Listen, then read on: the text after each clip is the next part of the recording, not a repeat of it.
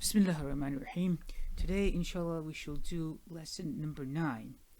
And these are the words for lesson number 9: vacillate, hackneyed, mundane, parody, pedestrian, dormant, unanimous, equanimity, magnanimous, and intrepid. Alright, so let's get right into it. We'll still start with our quotations. The first quotation here is apparently an Ethiopian proverb. It says, "Do not vacillate, or you will be left in between doing something, having something, and being nothing." So the word here, of course, is vacillate. Vacillate is to go back and forth, to change one's mind repeatedly. It's kind of being indecisive. It's like you 1 minute, I'll do this, and then I'm not sure about this. And then you go, maybe I'll do it. And so it is to fluctuate and to waver and to be indecisive. So when somebody's vacillating, they're being indecisive. They're not sure as to what to do, and they're going back and forth in their decision. So this proverb is suggesting is to not vacillate too much, because go back and forth it's a weakness and can hurt you. And it says, "Do not vacillate, or you will be left in between doing something," as you wanted to do something, and having something, and being nothing. And those are the choices that you will have, because you end up doing nothing.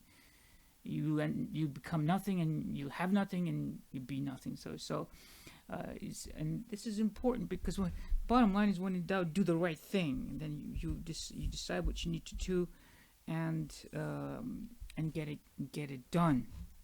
So. This is actually important. Number 2. This is Lord Byron. If you remember the English poet, some of the greatest poets. This is Lord Byron here. And this is his quote. I like this one. "A man must serve his time to every trade, save censure. Critics all already made. Take hackneyed jokes from Miller, got by rote, with just enough of learning to misquote." Byron is witty, as this often is, and the word is hackneyed here. Hackneyed is like overused. Another term for being overused is trite. In other words, a saying that is used so much that it loses its power, its meaning. And if I often quote, I don't know, maybe a stitch in time saves 9, but that's not often used. But it's a phrase that is overused, so it loses its power. Trite is another meaning of the same. Synonyms: trite, prosaic. Prosaic is kind of like boring, dull, banal. Antonyms: original, novel. Original, but now being something new, something innovative, something creative. Hackneyed is overused. So he's giving advice here, Lord Byron. It's actually a good advice, and he's saying, a man must serve his time. In other words, a person must serve his time. Means he must do.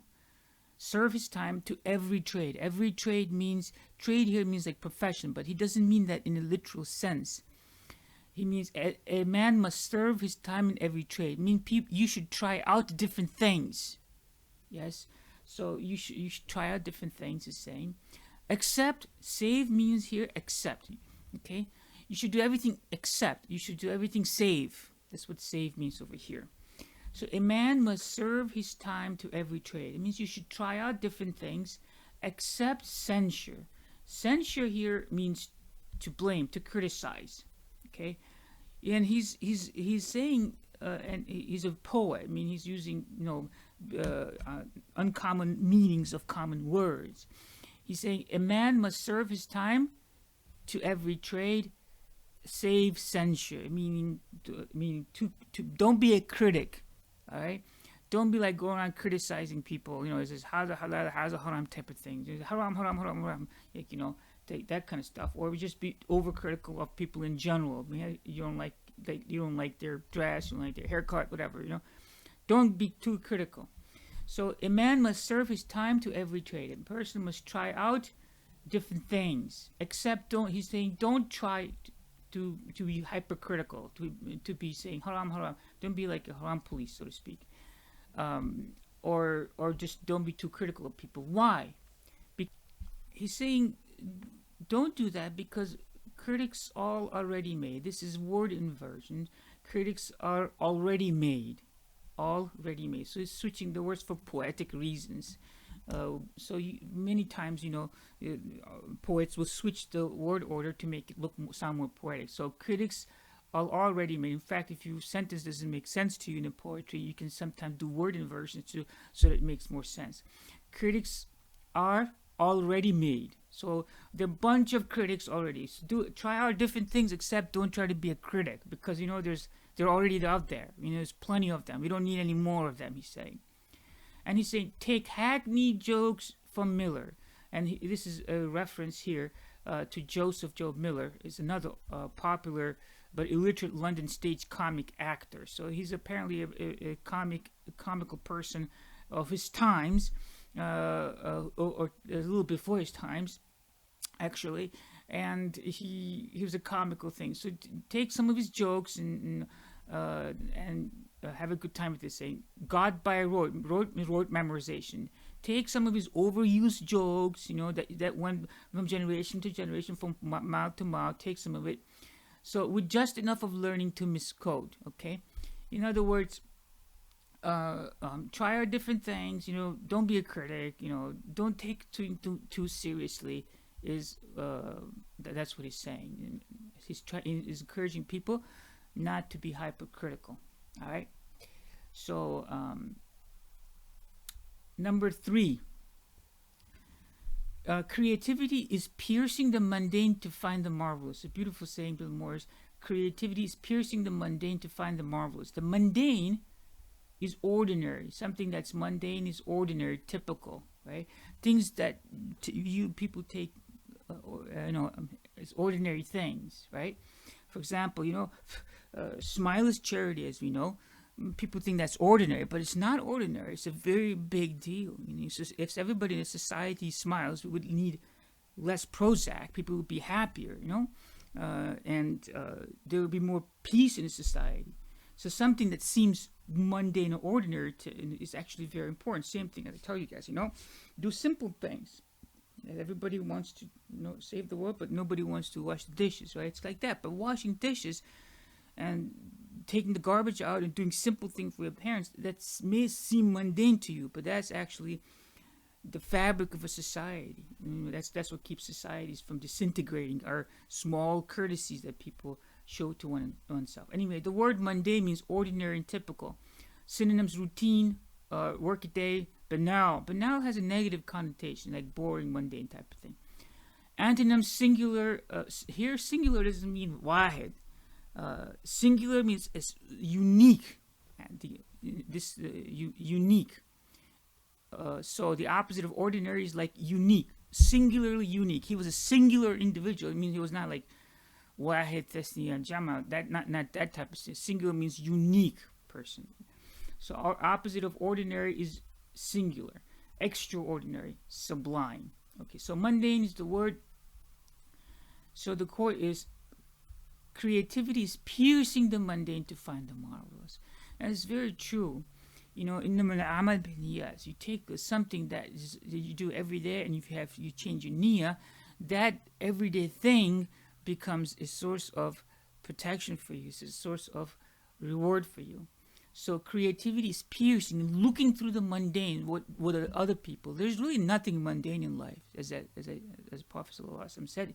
In the amal biniyat, you can take anything and you can transform it to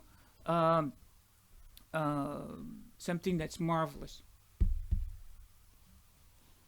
Okay, that's very nice.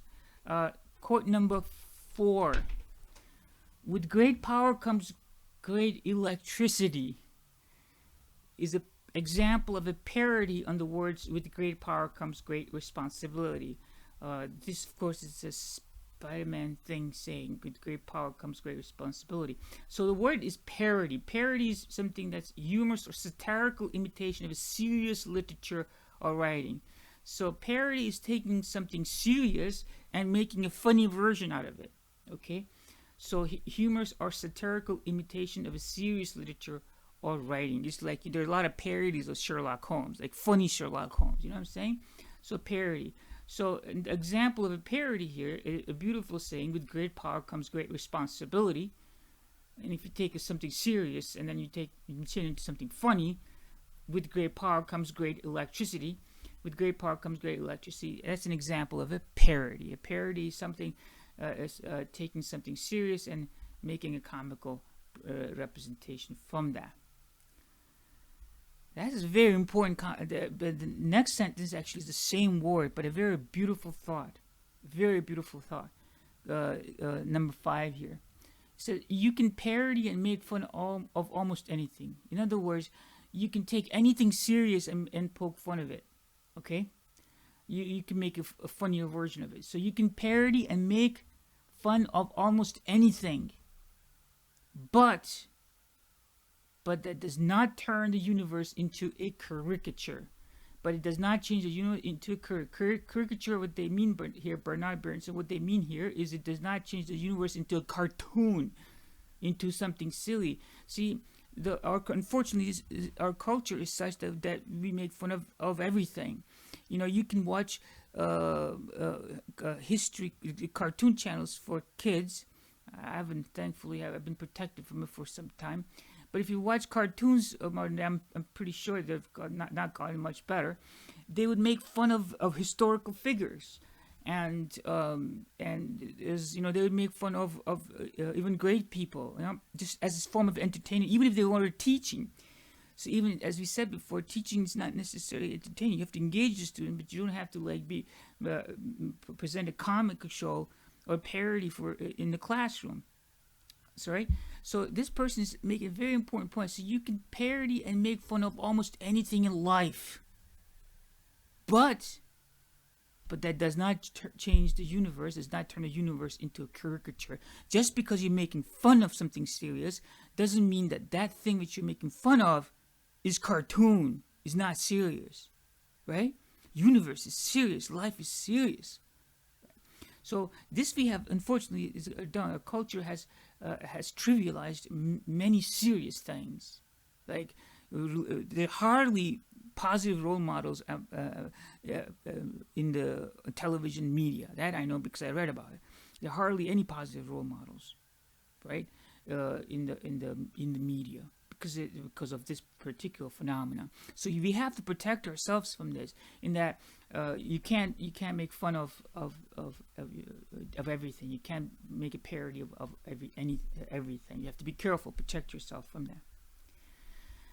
The next two sentences also the same word. The word is pedestrians. The pedestrians, of course, are the people who walk on the side of the street, but that's one meaning of it. But the meaning that's suggested here is the pedestrian means commonplace. The pedestrians are called pedestrian because they're so common. They're ordinary people walking on the street.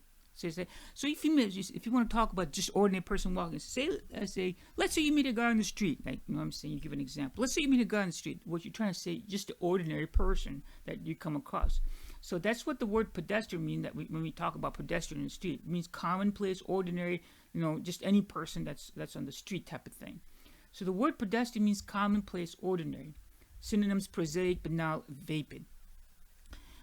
When I was doing residence and fellowship, and I had a colleague, a student doctor, and I remember this very well because he was so upset.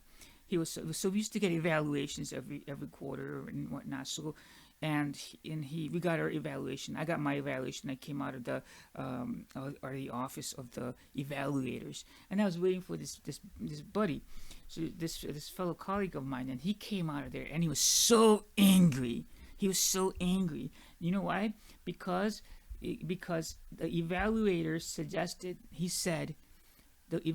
said his performance was pedestrian. That's the word he used. And he told me that my performance was pedestrian. He was so angry, but commonplace, ordinary. He was very upset with that.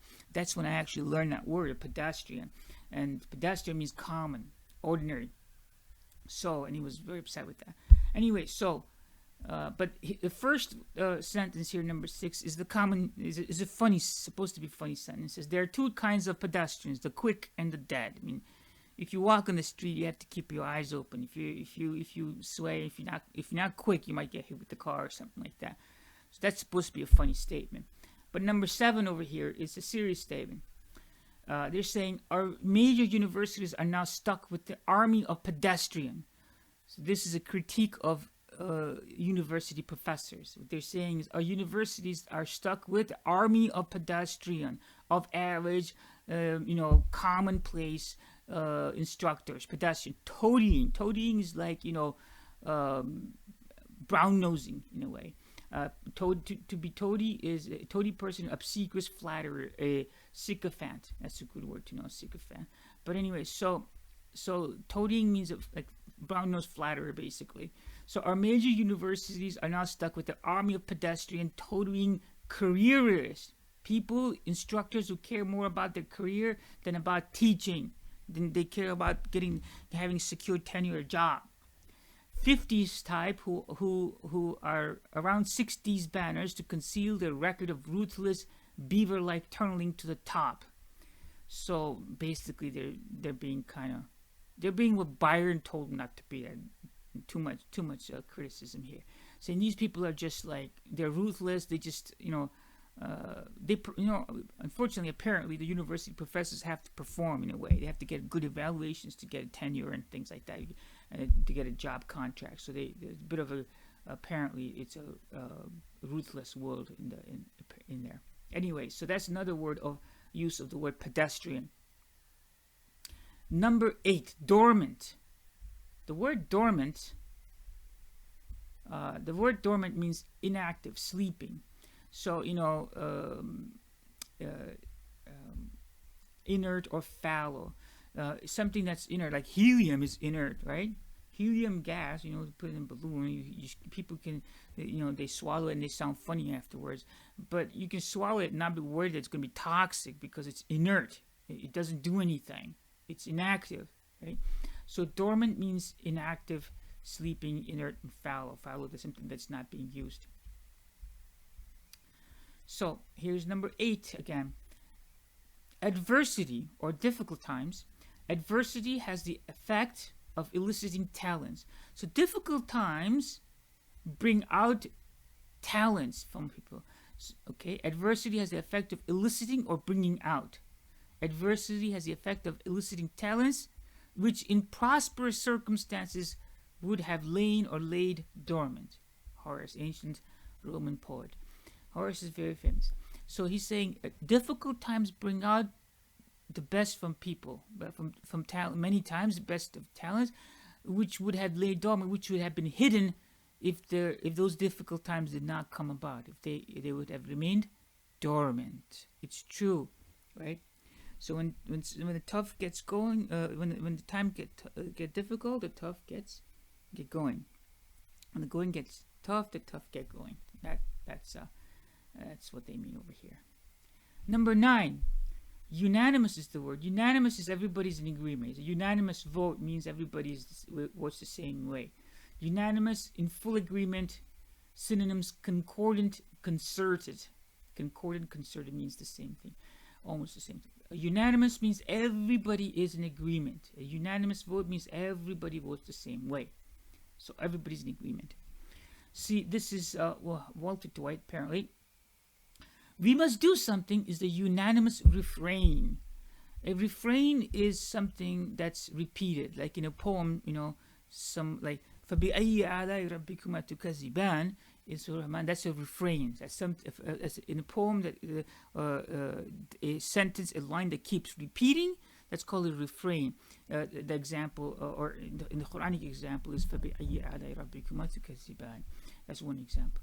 So that's a refrain, something that keeps repeating. So we must do something is the unanimous refrain. Everybody says, yeah, this is tough going on. People are hurting. We must do something. Let's do something, guys. Okay, so everybody says that. Everybody says that, he's saying. You begin is the deadening refrain. In other words, you begin, anyone who says you begin, that silences everybody. right? That's what they're saying. You begin is the deadening. Everybody wants to say, let's do something, but as soon as you say you begin something, hey guys, you must do something. It says, yeah, everybody do something in their neighborhood. You begin something in your neighborhood, and then it's like dead silence. Yeah? So that what they're saying over here is everybody wants to do something. They want to do something, but they don't begin to do it themselves. They're hoping somebody else will do something or something like that. So there's some truth to it. If you want to start something that's important, that requires collective effort, you know how to do it. You just start it, and the thing takes a life of its own. You want to do something good, you just begin it, and Allah provides the help that's necessary. And begin all things with Bismillah, right? So that's unanimous. So this is an interesting, thoughtful sentence. We must do something is the unanimous refrain. You begin is the deadening refrain. Oscar Wilde. Number 10. Philosophy teaches us to bear with equanimity the misfortunes of others. Oscar Wilde is like Byron, has some witty sayings, to smart, elegant things to say. Equanimity is a beautiful word. I like that word very much. Equanimity is the quality of being even-tempered, calm. A person who's not easily frazzled, they're not phased. It's just not like they're they have no emotions, but they're very calm individual. They're very, you have to do a lot to upset them or something.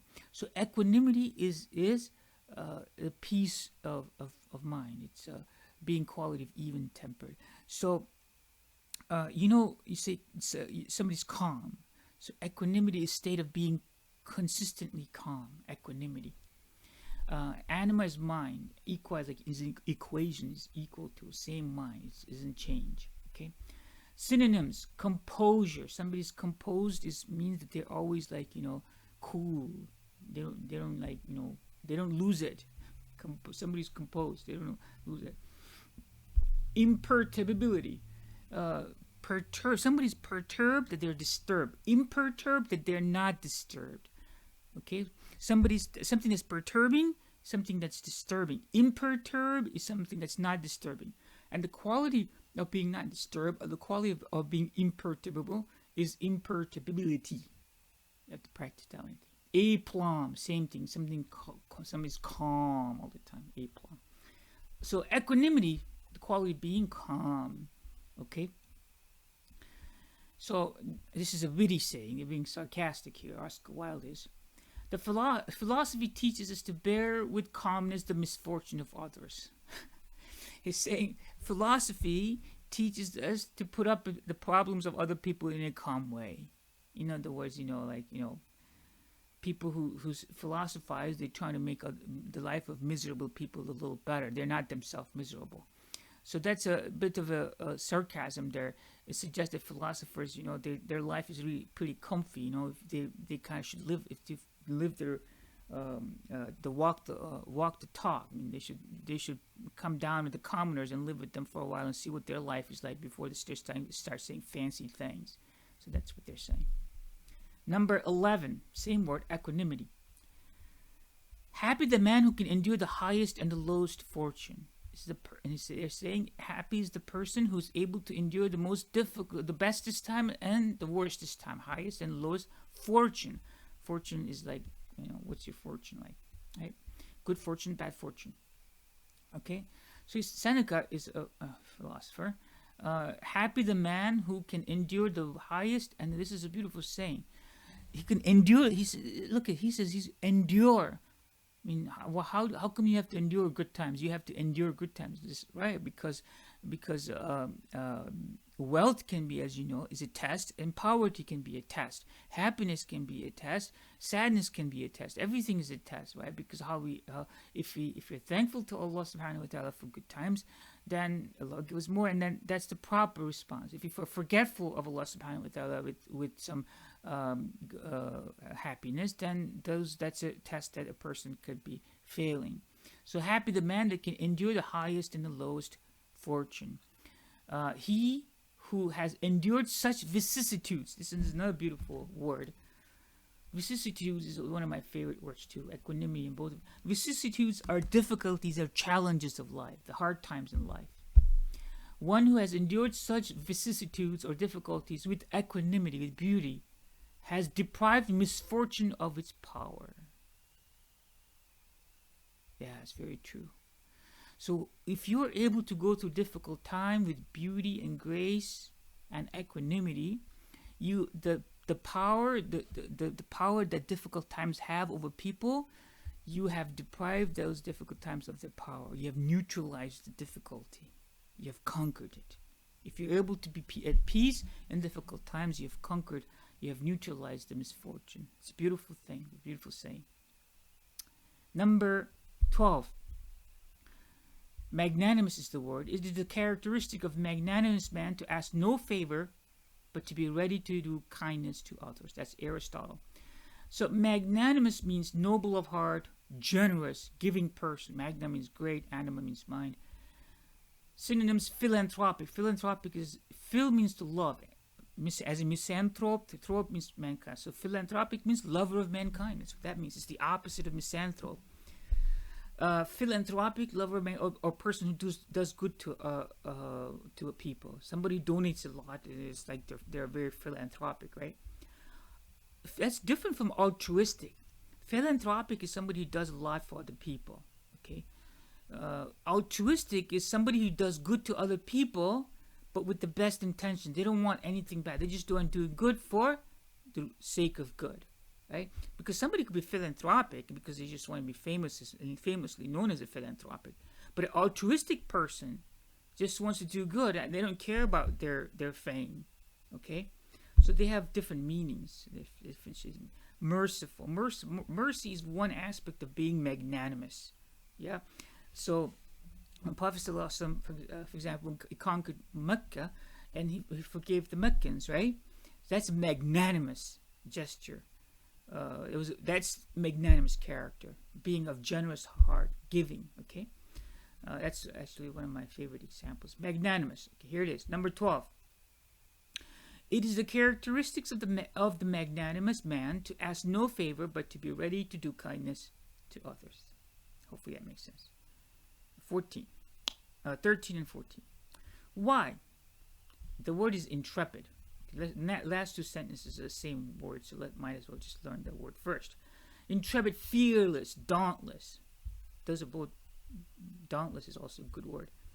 Dauntless, fearless. So intrepid is somebody who is not afraid. The trepidation is being afraid. Trepid is. Okay? Intrepid is not afraid, right? So, number 13. Why?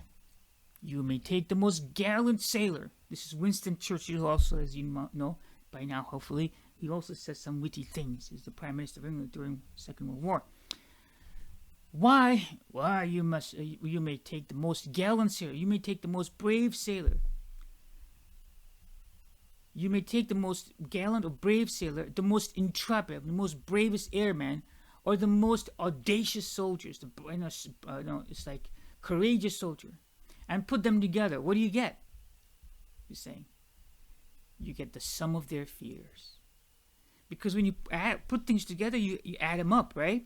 You know what you're adding up, he's saying, is the sum of their fears. That's very fascinating. What does that mean? Well, a couple of things. One is that these are all very brave people, right? But everybody has one suggestion is saying everybody has some weakness. Everybody has something that they're afraid of, right? And if you put all these brave people, there'll be something they're afraid of, something they're afraid of, something they're afraid of, and then you have a sum of their fears in front of you. In other words, everybody has something they're afraid of. The second thing is, a sailor is a sailor. He's a gallant sailor, but he may not be a gallant airman. A gallant airman may make a terrible sailor because he's afraid of water or something. An airman may make a terrible soldier, right? So the fact that somebody's brave in one thing doesn't mean that they're brave in all things, right? So that's what that means. That's another meaning of it. So the two meanings that I take from it is they're both pertinent. Things that somebody might be brave of something, but usually people are afraid of something else. Nobody's like 100% brave, so to speak. And then that's one thing. And somebody's brave at something doesn't mean that they're brave at something else. Anyways, number 14. It is easier to find a score of men. You know what score means? Yeah? As in 4 scores and 7 years ago from the Gettysburg Address. 20. It's like saying dozen, right? You know, the word dozen means 12. Score means 20. So it is easier to find a score of men, or you can say it's easier to find a dozen men.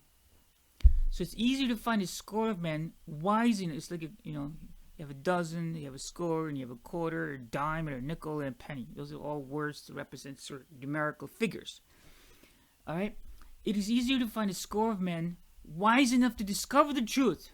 It's easier to find men who have discovered the truth than to find one intrepid enough in the face of opposition to stand up for it. Oh, it's a beautiful one.